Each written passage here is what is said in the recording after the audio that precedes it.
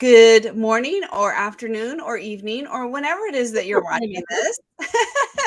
Welcome to Beyond the Page Live. I'm Jennifer Crosswhite, book coach and editor with Tandem Services with Stephanie Feger, a book marketing expert extraordinaire from Empower PR Group. I did forget to text you how to spell I know. extraordinaire. I know. When I went to get in, I'm like, I still don't have. I'm gonna still stick with expert until. That's just how until much, my brain, it's like out of sight, out of mind. It really is. It's Well, there's just a lot of moving pieces, and a lot. actually, yeah, I was talking to an author yesterday. I was doing some work for him, and I was sharing my screen because sometimes it's easier, as you know, when we're doing complicated things to see Yeah. for people to see what you're doing to follow. And I pulled up the project management tool that we use to navigate some stuff, and I said, okay, so how did this go? And I was making a note, da da da, and his eyes got real big. I was like, what? And he's like, I don't know how you manage all that. Like, oh my gosh, without this thing, I would implode. Right? Like, Yes. Yes. you It's need very that true. stuff, but it's easy to forget. It's easy to forget things that, like, just anything. I mean, we know this, and Yes. that's why, Well, honestly, that's why we do what we're doing on Beyond the Page, because it's easy to forget basic moving pieces of a book's journey as yes. well. From mundane to massive. It's And even when you're an author, the more you write, the more books you have to manage. yeah, And so one of our future things is, and we did talk about this in the past too, about software that can help you and things that can help you with your productivity. But it's also important to revisit that because as you move on, you might need something at the beginning. You might just do a whiteboard or a spreadsheet. yeah, And as you get going on, and especially if you bring in people to help you, you have a lot more moving pieces and you need some things to keep you accountable so you don't miss deadlines. And even when you are an indie author, you have deadlines. you Weirdly, do. yes. You have to, or you Amazon, won't get done. yes, Amazon doesn't like it if you miss pre-orders. You can have promos that you're part of. It's different things, and we're going to get definitely see Zan typed in extraordinaire for us in the comments so we know Thank how to you, spell it. Jan. Thank you. Well, no, going back to the prod or the tools, you should be growing. They should Yes. grow with you. I was talking with someone yesterday too about this, and we were talking about her business and how she navigates it. And she mentioned Notion, and she's Mhm. like, I love Notion. And I'm like, oh, and I just got, I have no poker faces, Jen. I'm like, oh, yeah, Notion. And I smiled. I was like, I loved it when I loved it Yes. until I outgrew it. And now when I work with people who are in it, um, and it's a requirement to get in it, I'm frustrated because Yes. the more complicated you get, the less it works. So I Right. was kind of telling her, I was like, I used Notion until it didn't work anymore. And then I used Todoist until I needed more. And then that's when I pivoted into, ClickUp and Dubsado. And now Mhm. those tools are Amazing. robust enough to continue, Yes. right? We both use them, Yeah. robust enough to keep business to grow with your business, Yeah. right? Like, how I used ClickUp 2 years ago and how I use it now are extremely different. Oh, Um, so true, right? And you grow with the tool as well. And I yeah. think that that's I know we're talking about book launch and marketing today, Oh, but this big. goes into it because once you start, when you are writing your book yourself, Yeah. it's mostly just you. You might work with a book coach, an editor, those kinds of things. And then that's you and one other person. But Yeah. once you start talking about launching and marketing, now you're talking about beta readers, ARC readers, street teams, people you want blurbs from. Yeah. Um, if you're involved in any sorts of promotions and those deadlines, now all of a sudden the magnitude of what you're dealing with becomes more complex. And then it just gets more and more with each book. So Yep. it's never too early to start thinking about, and I would not say jump right into ClickUp, not at all. No, You no. don't need that, but Trello or Asana or Notion or whatever is works for you, even a spreadsheet, but you do Yeah. need something to Yep. keep track of what's going on when, because dates are going to become really, really important the Yeah. moment you start thinking about a launch, because you're going to have to pick a launch date. When are you going to put your book out to the world and let the world see it? And Well, and that's a very important date. right, and you need to build backwards and forwards from Yeah. it. But also, many authors, after you publish a book, you forget what it was like having a child, and sometimes you go Right. through round two, right? And so when that happens, if you use a tool where you can keep track of what you need done, you could replicate it in the future. Mhm. The other thing that I have really enjoyed is, especially when it comes to anything like you mentioned that is outside of just you, something that other people are involved or that you've asked help for, what have you. If you think, okay, so I'm going to reach out to endorsers, I need to get endorsements. So you Mhm. send out your endorsements. You like check, and it's off it's off your marker board. It's off your your little list. You're going to forget about it. But if you have a system that Yeah. allows you to be reminded in a couple of weeks when people haven't responded or didn't get it back, then you come across as like the winner out there when you go, oh, hey, just checking in. Well, listen, you can't keep it all in your brain, You but it's in a cannot. tool. And so you were forward thinking. When I had Kerrigan used to be a part of our team over here, and when she was working here, there was something she said. I love it. She goes, when that happens, it's past you helping future you. Yes. So So true, right? how Usually can past you usually past you does not help future you. Usually past you screws over for a future you. So try to think of the you in right, the future and how you can help her. right, flip the switch, right? Yes. And be thinking about those things forward, right? Like, so if well, and even beyond that, we like let's say you want to do a massive book launch and bestseller campaign. Well, you can say I want to do it on a certain day, but you have these triggers to get there. Yeah. And so, you have to make sure you have the people in place to help you. Do you have the right categories? Have you gotten everything up on Amazon? Did the book actually launch? Are you telling people about it? Did you tell people how to tell people about it? Da, da, da, right? The laundry list is out there. And that is something too you're going to have to follow up on. And it's all kind of the domino effect. So, absolutely. Of course, I've tried Trello and Asana, and I don't like those either, Jen. So I say dive into ClickUp. Just do it on the low end. You don't have to use it as complicated as you and I do. That's true. We have it quite tricked out. That is And there's very a free true. version, by the way. There is a free version of it. Use the free use Yeah. the free version. Anyway, Yeah, that's it a is. great point for budget, right? Like Yeah. pivoting to our topic today, not Well, everything has to be paid for. right, absolutely. And we'll talk about some of the free options as well. And so as you're having however you're planning, have a column for the budget. How much did you spend on these kinds of things? So I am, an established author and have a lot of books out. And so I do some more complicated marketing things. One of the most expensive and complicated things you can do is a BookBub featured deal. And I got one. They're very hard to get. Mhm. They're very selective, but because it goes out to so many millions of readers and they're expensive. I mean, we're talking in the $500 range, depending on what category you're in. Mine is actually one of the cheaper categories. There are some categories that are like close to $1,000 to be in this, but it goes out to so many people that you get all of that back. And there are people that open their BookBub email every day to see what are the deals and what can I get. And they're very avid readers and they want to find new authors to follow. And Yeah. so when you get a BookBub deal, featured deal, because they also have BookBub ads, that you can really make a lot of money off of it. But then you also do things like ad stacking, whereas I pay for other promos around that, type thing. And I have to keep track of all that. Have I used them before? How effective were they for me before? And there's different costs to all of that. And so you're constantly have to weigh, is this a good deal? Is this not a good deal? And I spent quite a bit of time last week, probably 15 to 20 hours Mhm.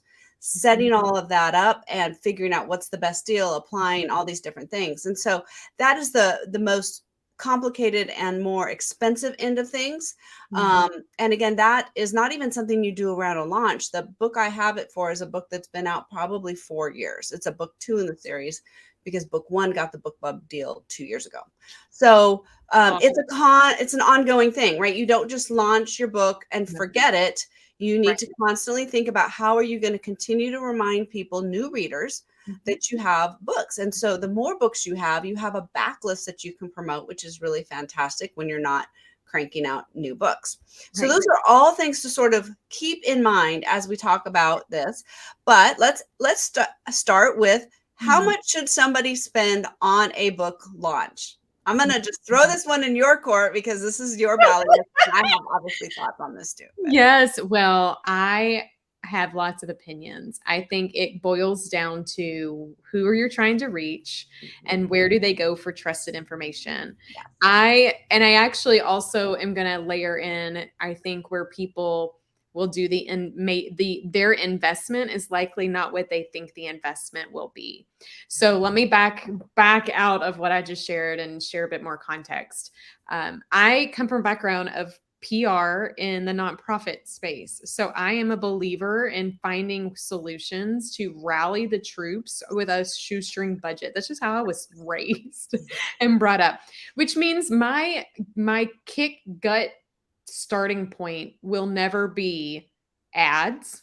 It will never be in paying for getting in front of somebody in the way that most people think. So 9 times out of 10, Jen, I hop on a 15-minute chat with an author and they want to figure out how they can work with the Empower PR group. And they start by going, okay, well, okay, I paid, $500 to have someone do some keyword searching for me. And then, I put another 500 in Facebook ads. I probably didn't spend enough money there. I guess I should have probably done. Now I'm going to go look into Amazon advertising. And I'm like, stop. Like, stop. Yeah. The money that right there, they probably spent, $1,000. If they would have invested that in being in a methodical approach to get a game plan in place and launch effectively, they would have sold more books, in my opinion. Well, they confuse tactics with strategy, right? So Yes. people will often say, what do I need to do to market this book? And they're thinking tactics. I need to buy this ad. I need to do this. I need to do this, right? No, first you need a strategy. And that is exactly where you come into play. We put together a strategy, then you might have some of these tactics, but those are all going to change depending on where you are in your career. If you are a new author, your goal is simply to get eyeballs on your book. Right. Later on, you're going to have different goals. But at the beginning, nobody even knows who you are. So ads and all that stuff is total waste of money because you don't have any place else for them to go after they read your one book. So right. So it's the strategy versus the tactic battle. And it is because marketing is something that is so hard to understand. It's easier to understand tactics. It's harder to understand the strategy. So let me share some things to consider. So if someone comes to me and says, I'm writing a book and I am about to I want to launch it. There are 3 things that I recommend in the process. And I can give some specifics budget wise on considerations. But the first, it's our method. It's the author impact method. It's a 3-step journey to really make sure that you don't just have one spike at launch, but you have kind of that uphill curve that stays that way, or at least gives you enough momentum to keep running. So many people want to jump to the ads. I say we have to start with your platform. So I want you to look at how are people going to find you. If you have no platform, an ad will do diddly doop.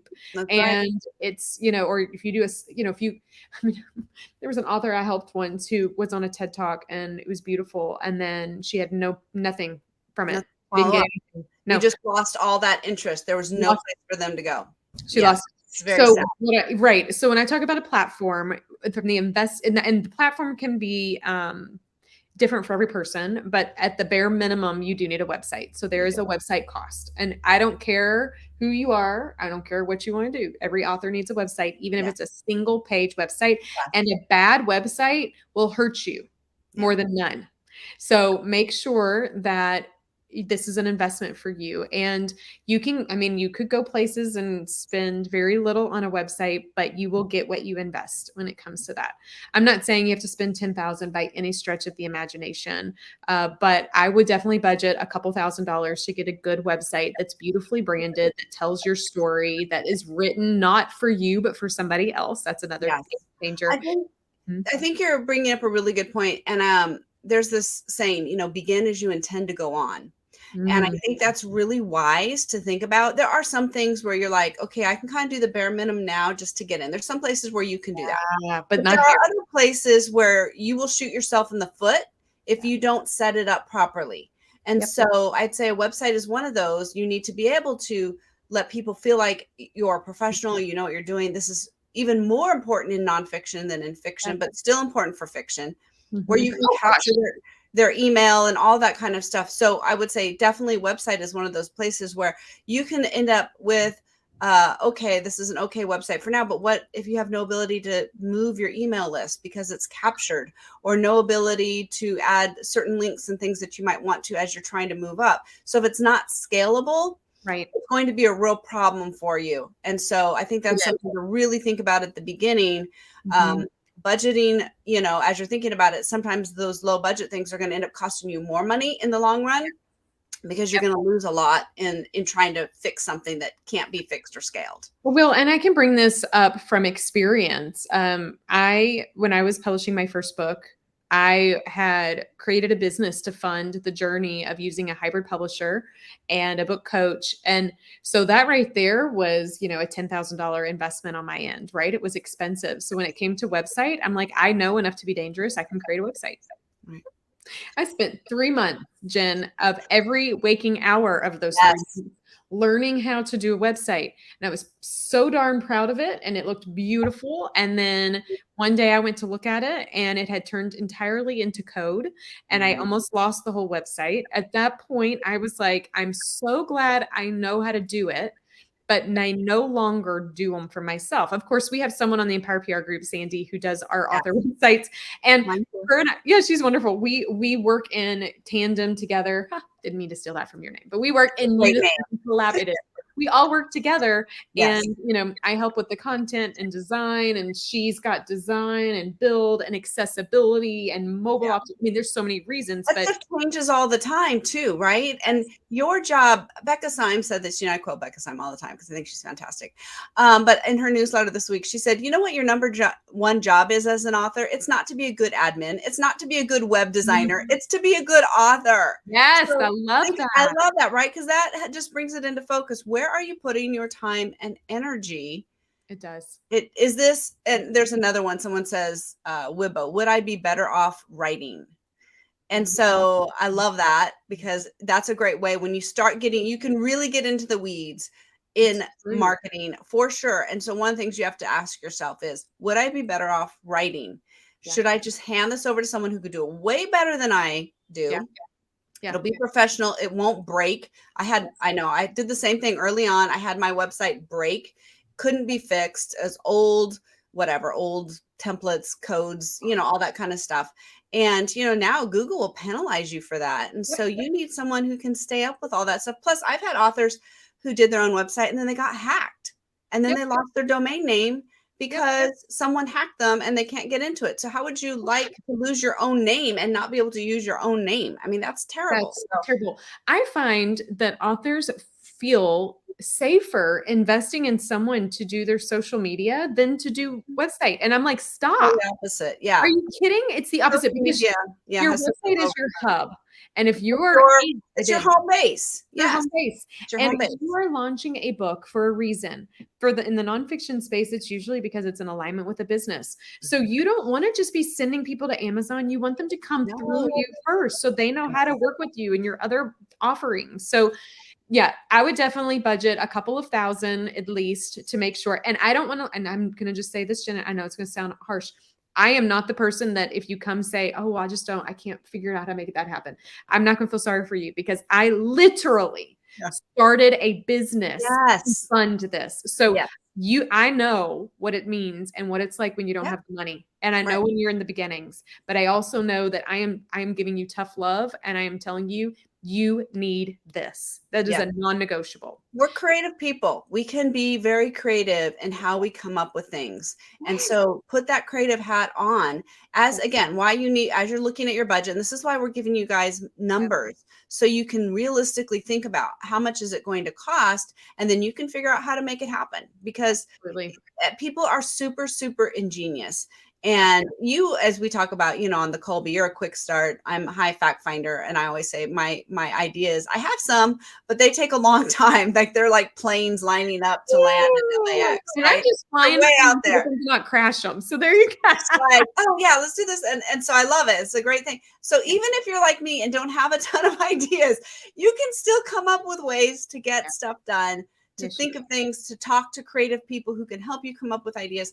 There are definitely ways, as people say, there are ways to make things happen if you really want to, and you just need to even it might take more time than you would like, and that's okay too. Sometimes things just need to sit a little bit longer than be right now, right? There are some books that definitely need a little more time to bake.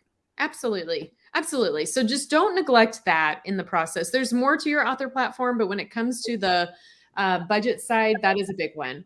The second part of the method that I think is around launch that people tend to overlook is how are you going to really kick it off with a bang? And that could have a couple of different layers. Some of it is a launch event. So some people would want to budget having an event. I had 3 launch events for my first book, and I didn't pay for a penny except for a cake. I bought cakes for each of them. I had my cake lady make a cake. So they don't have to be financially expensive, but some people will invest a lot of money and really focus on getting their target readers in the room. So just be aware of that. I don't spend a lot of energy personally there, mainly because COVID changed a lot of things when it came to in-person events, but there's still really a lot of fun and a lot of value. But I do really believe in leveraging a launch team to help you kick it off and really tell the Amazon algorithms you mean business. Mm-hmm. So what I mean by that is how do you rally the troops, the people who already are connected to you and love you, to help you by helping them help you. Mm-hmm. Financially, if you were to do it by yourself, it could be done with a shoestring budget. You need time. Many times that is a cost that we don't always talk about. Right. You need time. You need time to learn if you've not done it. You need an email list, an email service. Yes. You can use a free version. That's fine, but you do need that. Most of them do allow you to have like up to 1,000 people on your list and still be free. So totally take advantage of that. That's very key. Exactly. And then you'll also want knowledge on ensuring what does it take to hit bestseller lists and stuff like that. So people who invest in using our service to help with that are investing in our team's ability to take that time and lift it from them so they can focus on other things. So we will help do all that setup. We'll help with the launch team execution outside of recruitment because you know those people. Right. And we help with doing the research to ensure that you've got the right thing set up on Amazon that could trigger bestseller efforts and the nurturing. So, I mean, you could do it for nothing but your own time, or, you could do it on the flip side where you're investing a couple grand with having somebody come in and be a part of making sure that you are really launching to success. I really find that you don't have to do it, but I like this because this is your greatest chance of hitting a bestseller list for Amazon. It's also, if you come out of the gate with strong reviews and a strong purchase in the back end, it tells Amazon that people like your stuff. That kind of becomes a domino effect. It also gives you ongoing momentum, but you're nurturing people to become a street army to tell people about your book. Yes. And then on the flip side of that, Jen, this is the other part. It's just like writing a book. You're finished writing a book and you're like, oh, I thought I was done. No, I got to launch it. Okay. Right. The book. I think I'm done. Well, I got to keep momentum. You got to keep the momentum. You can't let people forget. I mean, there's so many books out in Amazon and you want to keep finding new readers. And I know. It feels like all you ever say is buy my book, buy my book, buy my book. But guess what? They have so many messages coming out and then they hardly ever see those anyway, especially if you're using something like social media. Right. Even listening into business podcasts and they're talking about messaging within a business, within a company, and they'll say things like, I've said this vision, I've said this mission statement a million times. Mm-hmm. Well, you know what? The time you're just about done saying it is the time where people will go, oh, wait, don't we have a mission statement? Right? And it's like, you think you're saying it all the time. And people they have so many things and they're not focused. It's not important to them. And so you really, when you feel like you're being obnoxious about it, that's probably like just the right amount of time. Now, there are people who literally are obnoxious about it. Yeah. And that is when, like your people that sell multi-level marketing product and they invite you over for dinner and you think you're having dinner and they're giving you a sales pitch. Like, please don't do that. We're not talking about that. Between icky marketing and authentic marketing. Yes. Icky marketing is when the goal is to sell a product and a product to people who don't need it and have not self-identified or show interest in wanting it. Authentic marketing is when you are giving value Yes. and when you are doing it to people who want that value, who have a problem and you can help them. So I have found that you're right.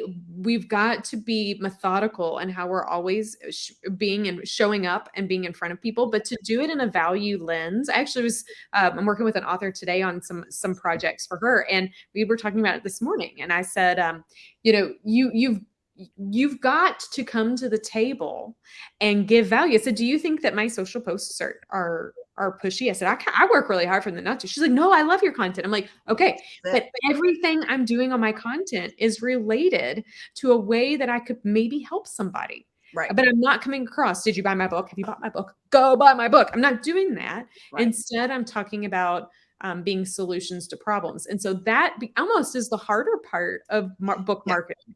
It's that ongoing part. And even in, I always like to think about, even in my newsletters, how can I offer something of value to my readers? And that could be, even in fiction, that could be entertainment. That could be a little, ha ha ha, look at what I did, or look what life is crazy for me. Or I always have like a little cat mischief section in my newsletters. But I also tell them what I'm reading and what audiobooks I'm listening to, because people love book recommendations, and they love my books, so they're probably going to like the things I read too. So it's not always a huge hurdle to overcome. It's, what would you share if you're sitting down having coffee with somebody and you're just talking about, hey, I read this great book, this was super helpful to me, or I'm learning this new thing about brain science and I'd love to share this with you. I shared that with my Tandem Services newsletter. Really, brain science is very interesting, and so a lot of really interesting things happening in that space. And so even in your regular newsletters, you can be sharing value so that they're eager to open your newsletters and say, oh my gosh, yeah, I'm always really curious because there's something in there that makes me laugh, or something that makes me think, or a new book recommendation, or whatever it might be. That kind of ongoing, and it reminds them of your name. Even if they just see your name in their inbox and they don't open it, they're at least remembering, oh, that's right, I remember that thing. And then down the road when they have a need or whatever, then they can pick that up. But this is the advantage where your email list is super, super important. It is. Create a lead magnet, some free thing that you give away in exchange for their email address that is related to what you are offering them. So fiction, it's often a short story or a novella or something like that. Nonfiction, it can be worksheets or lists, or anything that goes with like a companion piece to your product. And then in the this is more true in the fiction world than in the nonfiction world. But in the fiction world, there you can do newsletter swaps with other authors. You can do it in nonfiction too. You can do it in nonfiction too. It's not set up as easily. But it's a great way. I do swaps with other writers that write to the same audience, because it's not competition. I mean, I cannot produce enough books for people to read. So I want to be with other like-minded authors. That doesn't cost anything. That's a great way to build your readership and to let people know that's a very warm audience. There are also group promos that you can do with a group of other authors. Again, most of those are either free or minimal cost. Things like Book Funnel and Prolific Works, they actually have lists of those that you can join.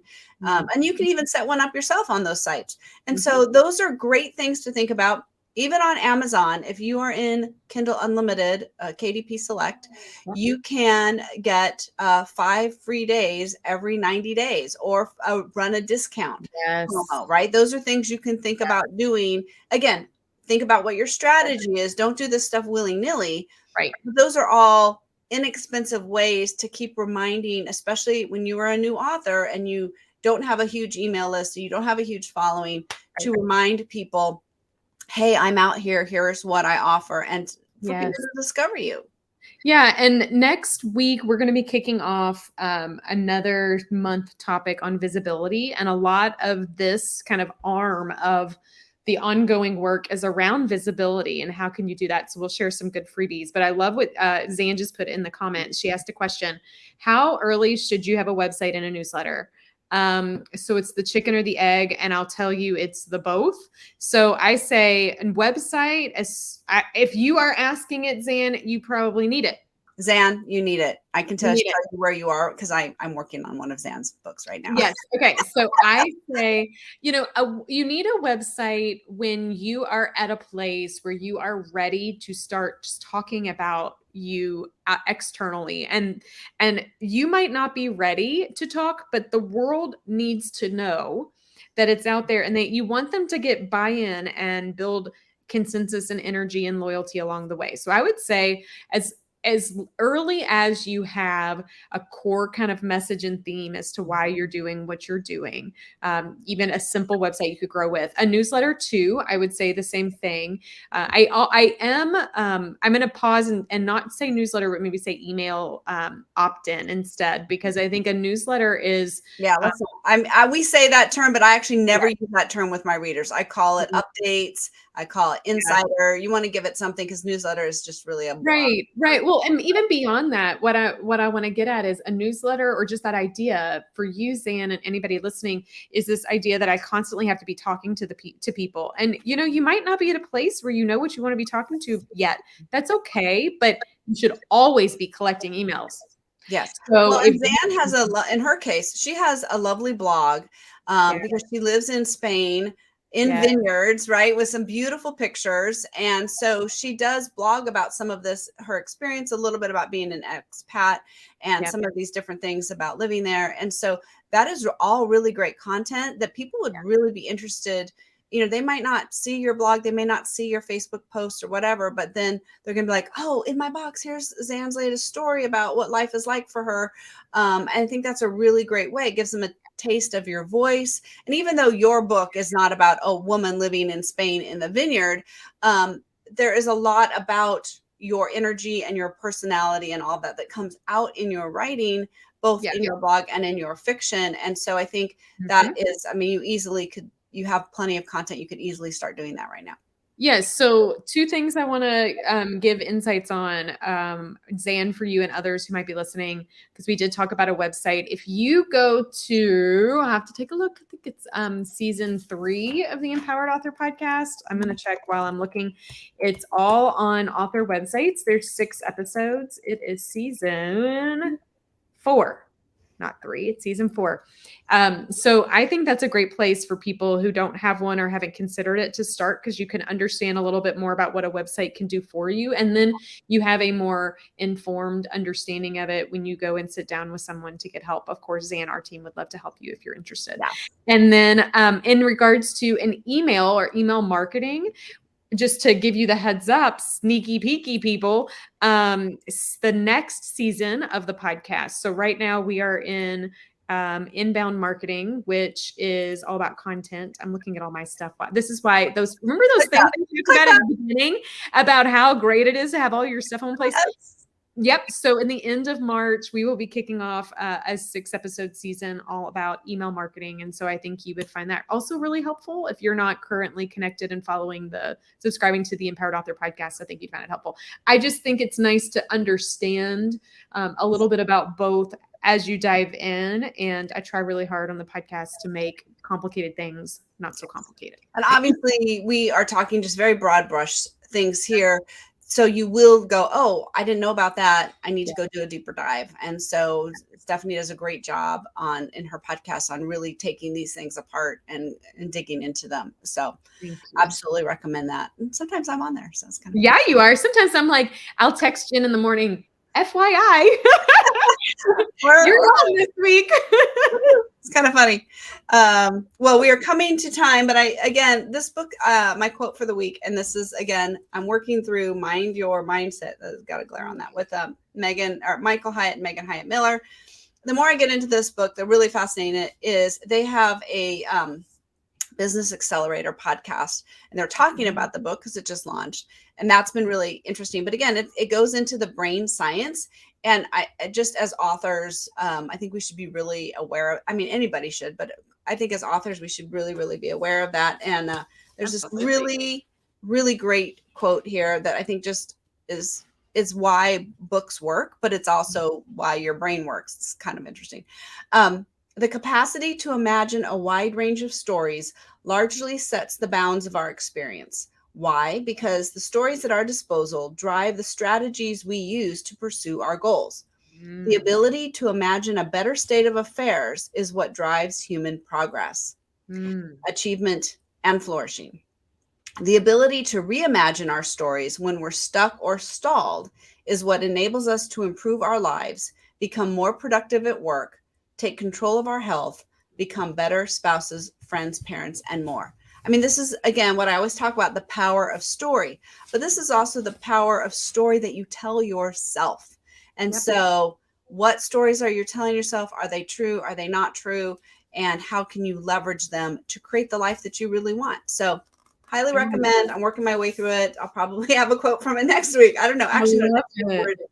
we're in your court next week. So, Oh yeah. Ooh, but I got some good ones I'm moving. That's awesome, but it's so true. I mean, the power of story and how we consume story is big, but I've so when I talk about the power of perspective with my first book, I talk about the three stories that we have. We have the story that lives out here that the world sees. mhm. We have the story that we write as authors, but we have the story that we think, and the thing, and that which you think becomes that which you speak, and that which you speak becomes that which you seek. So if you want to change what you do out here, you have to change what happens in Yes, here. And and just because we know that doesn't mean it's easy. It's a daily struggle, even for me to do. yeah, And so as you're looking at this book journey, that is like a daily thing that you need to embrace. Like what are you doing to pour it? Are you reading a book? Are you listening to a podcast? Are you surrounding yourself by the people that'll pull you up? Are you doing post-it notes or getting dry erase and writing on your mirror? And what are you doing? right. Because we live in a world that wants to tell you something differently. And especially when it comes to book marketing and shiny new objects out there every day, it's very easy to get swayed down a wrong path or a wrong mindset, and that derails you. And we don't want that. We don't want that for you. Yes, absolutely, 100%. So, authors, this is our weekly reminder that you have power, your message has power, and your words have power, and your stories have power. Yes. So, we invite you to bring that to the page and beyond and join us each week as we talk about all things writing and book marketing. See All you right, next time. everyone, have a great week. Bye bye. And bye, guys.